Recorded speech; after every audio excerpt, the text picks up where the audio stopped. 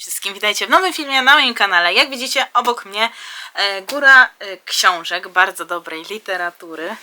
Co do niektórych pozycji mam nadzieję, że będzie to dobra literatura. Co do niektórych wiem już, że są świetne. No i chyba przejdę bez zbędnego przedłużania. Tych książek jest 26, jeśli dobrze policzyłam, więc troszkę się ich nazbierało. Starałam się nie kupować, no ale nie zawsze daję radę. O niektórych już mówiłam na moim kanale, o niektórych będę niedługo mówić na moim kanale. Postaram się te wszystkie książki przeczytać. Już tam widzę, że raz, dwa, trzy, cztery, 5 książek, 6 książek. 6 książek jest przeczytanych, czyli 7 w zasadzie. No to 7 książek, 19 zostało mi do przeczytania. Zaczynam od samej góry, tylko muszę sobie zrobić tutaj obok miejsce, żeby je gdzieś odstawiać i żeby mnie nie zabiły. Pierwsza książka. Jest to Mój dumny patronat. Jestem w książce.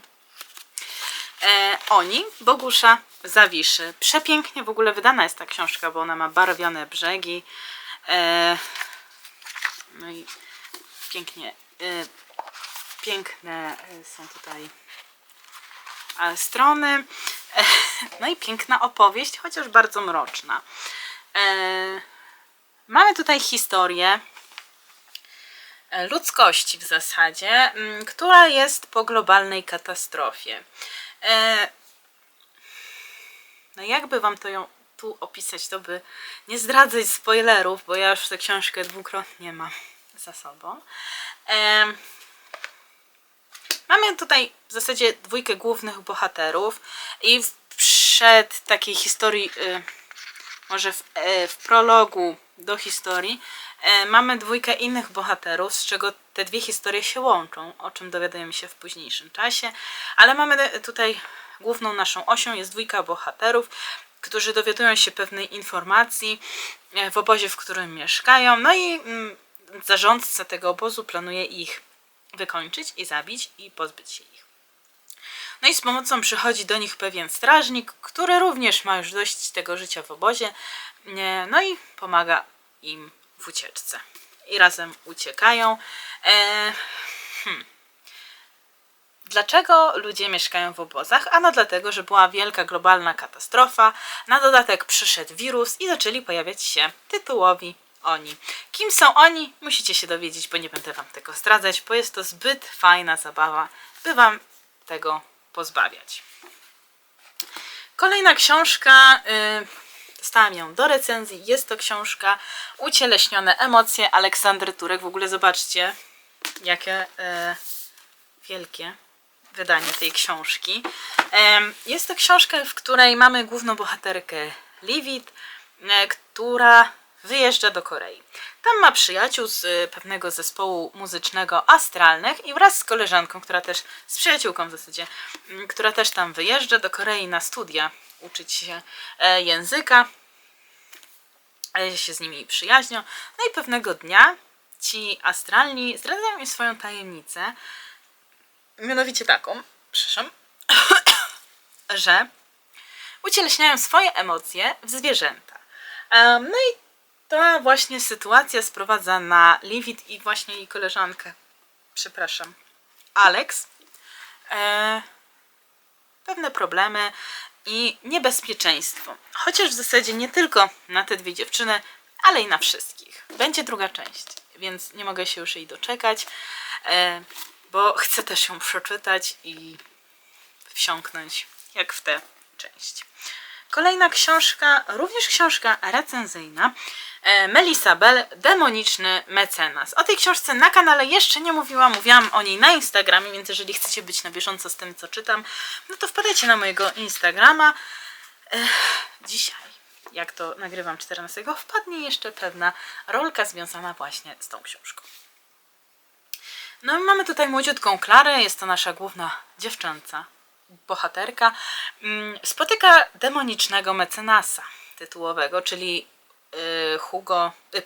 Wiktora Hajda, który jest właśnie adwokatem. No i oni się tam w sobie zakochują, natomiast to szczęście nie trwa wiecznie i pewnego dnia pani Klara znika, by wyjść za mąż za pewnego zamożnego mężczyznę. Po 3 latach przychodzi właśnie do naszego demonicznego mecenasa tytułowego, no i prosi go o pewną przysługę. On natomiast nadal leczy po niej złamane serce, więc czy jej pomoże? Przeczytajcie. Jest to moje pierwsze spotkanie z autorką i uważam za udane bardzo.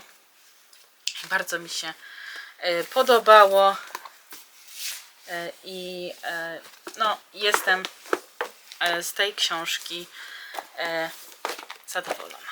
Więc na pewno to nie będzie moje ostatnie spotkanie. Lekkie przemeblowanie tu było, bo stwierdziłam, że opowiem najpierw o tych książkach, które mam już za sobą, a dopiero w późniejszym etapie o tych, o których jeszcze nic w zasadzie nie wiem. Nowy rozdział, moja książka recenzencka również, Adriana Rak. I bardzo ciepła, ale zarazem mroczna historia. Mamy naszą główną bohaterkę Elwirę, która wyjeżdża do wielkiego miasta.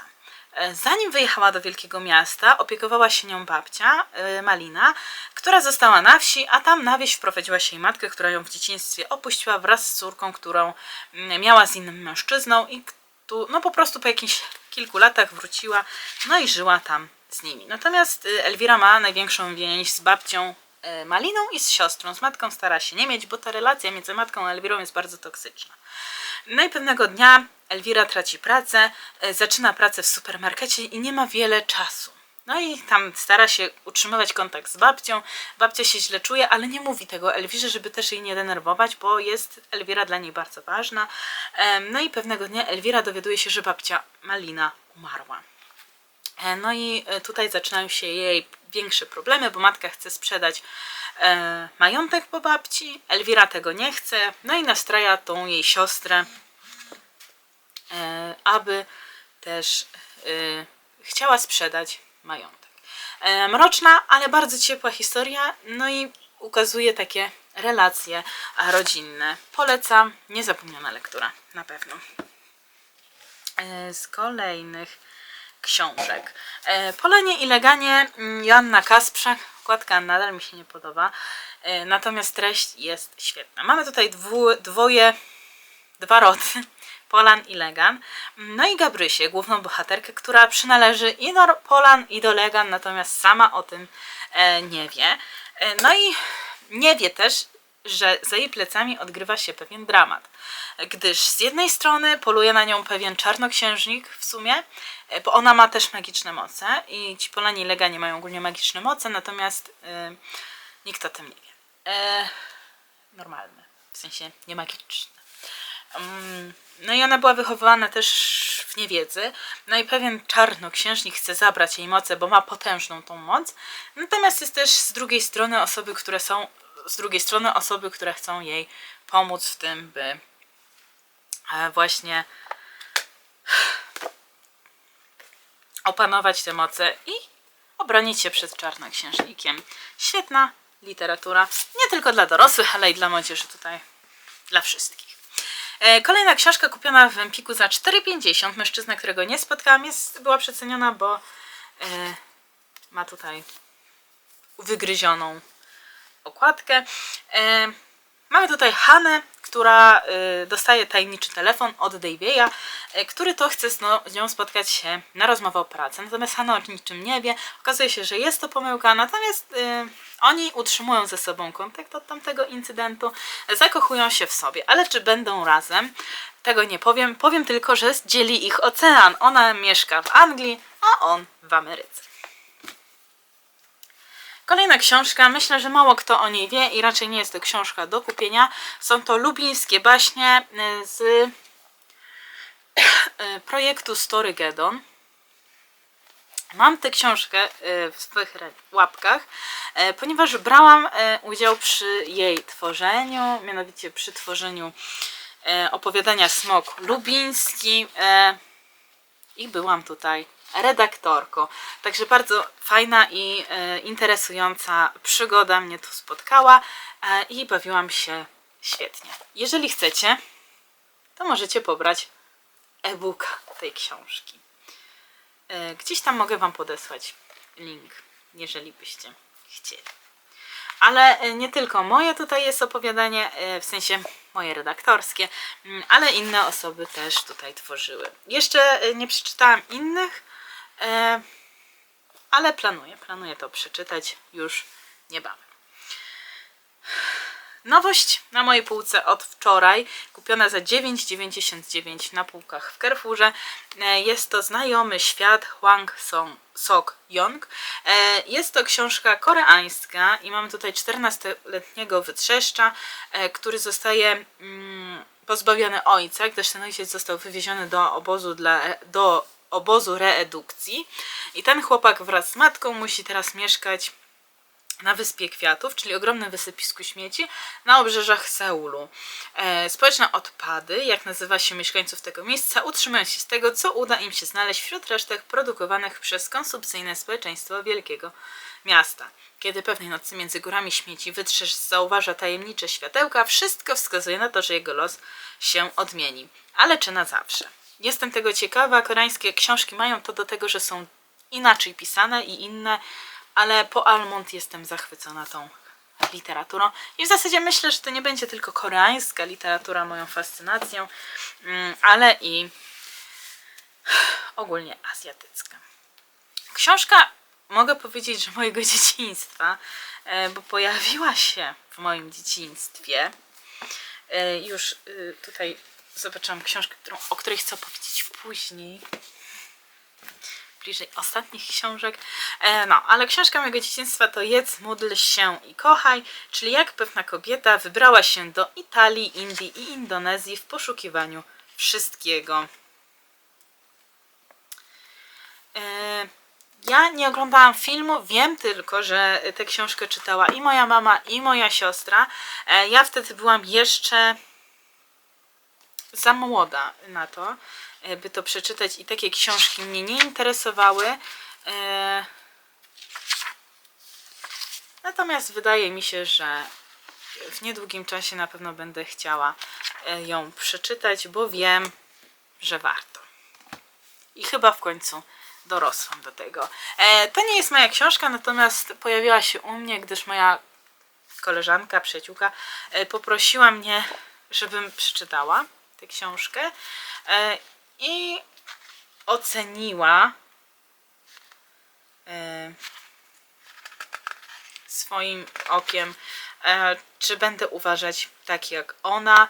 Jest to książka Nelly Nielsen o Jerzyku, który kochał za bardzo. Ja nic o tej książce nie powiem jeszcze, bo nie przeczytałam, natomiast obiecałam, więc to zrobię. Może nawet dzisiaj. Zobaczymy. Kolejna książka kupiona za 15 zł w świecie książki. Jest to książka Kacing Calendar, czyli osoby autorskiej Felix Ever After.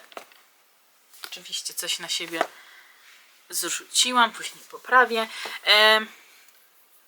Tytuł książki Lark i Kasim, Czas na rewolucję. Nie wiem w zasadzie, o czym jest ta książka. Matko, coś leci. Kowboj na mnie spadł. Nie wiem, o czym jest ta książka, więc przeczytam Wam opis. Lark Winters marzy o tym, żeby wydać książkę.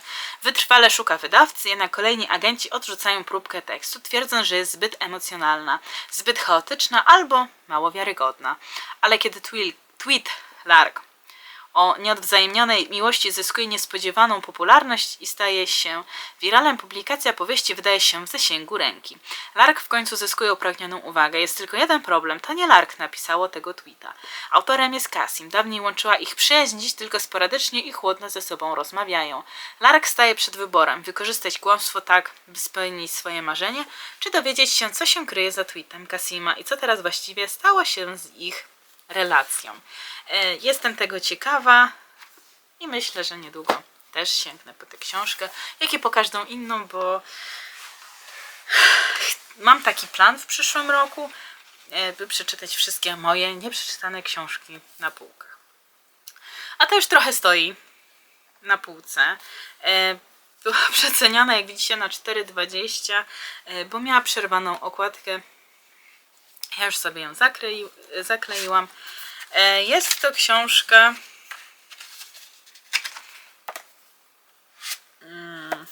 o hazardziście Arturze, który obstawia mecze i inwestuje ostatnie pieniądze w kryptowaluty. Choć mieszka w metropolii, dość długo dopiero teraz zauważa, jak szybko się ona rozrasta.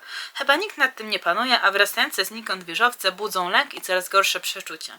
Jego niepokój pogłębia pewien wykładowca akademicki, który głosi nieuchronną zagładę cywilizacji.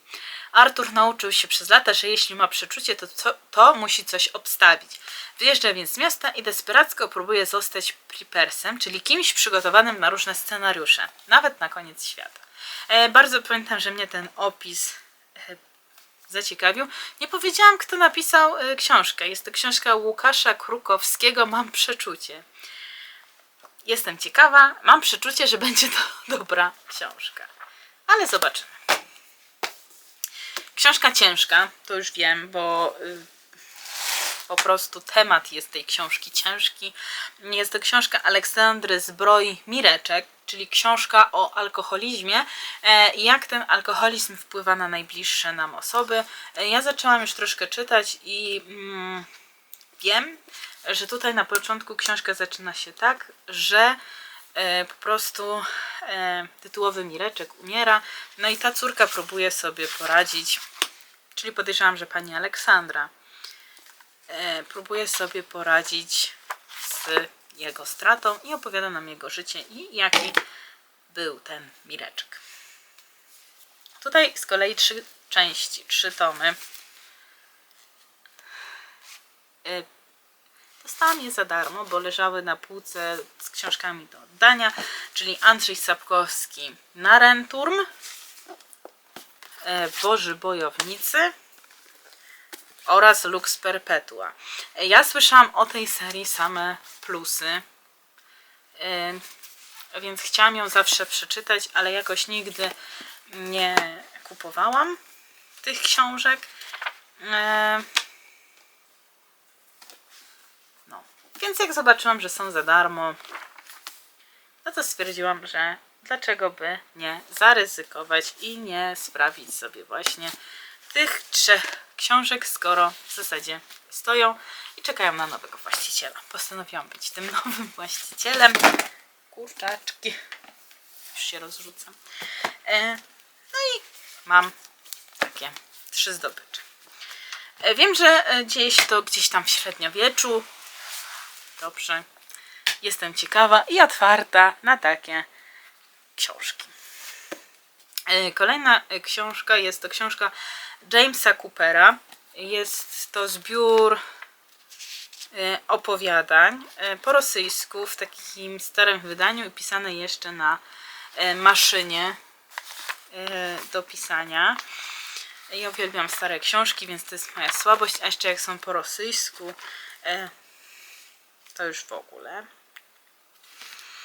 No i mamy tutaj 2 książki, Człowiek-zwierz i Ostatni z Mohikanów. Nie wiem, czy jest to znany autor. Ja natomiast o nim słyszałam właśnie na rosyjskim BookTubie.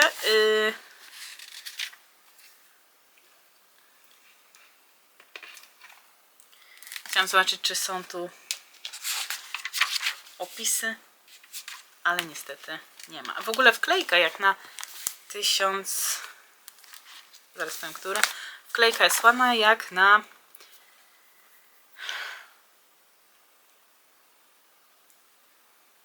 1962 rok. Ale czy to wydanie jest też z tego roku?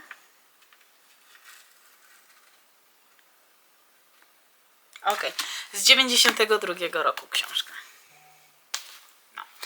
Więc mam, te tematy po przeczytaniu Jeźdźca bez głowy bardzo mnie ciekawią, więc poznam też inne opowieści. Książka, która wygląda tragicznie, jest to horror. Miałam ją przeczytać w listopadzie lub w październiku, natomiast jakoś tak wypadła, z mojego kręgu zainteresowania. No, ale jest to generalnie historia o nadprzyrodzonych bliźniaczkach, które przychodzą pewnego dnia na świat. No i sprawiają, że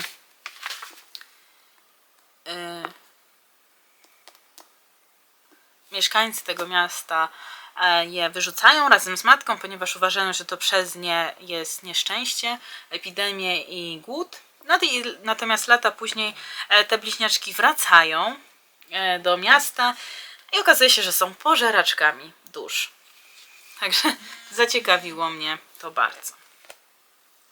Kolejna książka, zbiór opowiadań Księgarenka przy ulicy Wiśniowej. Opowiada to o księgarni przy ulicy Wiśniowej, którą prowadzi stary pan Alojzy i który postanawia zamknąć tą księgarnię, gdyż jest już starszego wieku i po prostu chce odpocząć i polecieć do swojej córki do Australii. Tam też chce spędzić ostatnie chwile życia, a swoim ulubionym klientom rozdaje książki. I każdy rozdział napisany jest przez innego autora i każdy rozdział opowiada o innym kliencie tej otóż księgarenki. Jestem tego ciekawa. Kolejna książka kupiona w Czarny Piątek, Frank Herbert, Maszyna bycia, czyli maszyna bytu. Jest to autor kronik Duny. Ja Dunę bardzo polubiłam, przeczytałam na razie tylko pierwszy tom, ale o tym zaraz. No i stwierdziłam, że bardzo chciałabym poznać coś innego tego autora, bo wiem, że nie tylko Dunę napisał. No i zobaczyłam właśnie wtedy na półce Franka Herberta właśnie zbiór jego opowiadań. Także one też są takie fantastyczne. Jest ich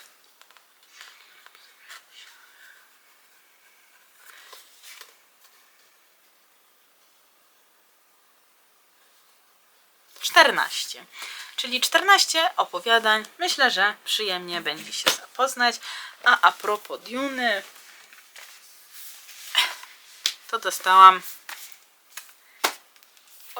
wszystkie 6 tomów Duny w tym takim wydaniu, no można powiedzieć, że kolekcjonerskim, chociaż nie jest to kolekcjonerskie wydanie, no ale ten zbiór wszystkich 6 historii. Pierwsze już za mną, więc zostały mi tylko Mesjasz Duny, Mesjasz Duny, Dzieci Duny, Bóg Imperator Duny, Heretycy Duny i Kapitularz Duny. Także już niedługo na pewno sięgnę po te ciężarowe książki. Strasznie ciężkie są razem. No. Także co? To by było na tyle chyba w dzisiejszym filmie, bo już więcej wam o tych książkach nie będę opowiadać. I tak już mówię 23 minuty i podejrzewam, że będziecie znudzeni po chwili.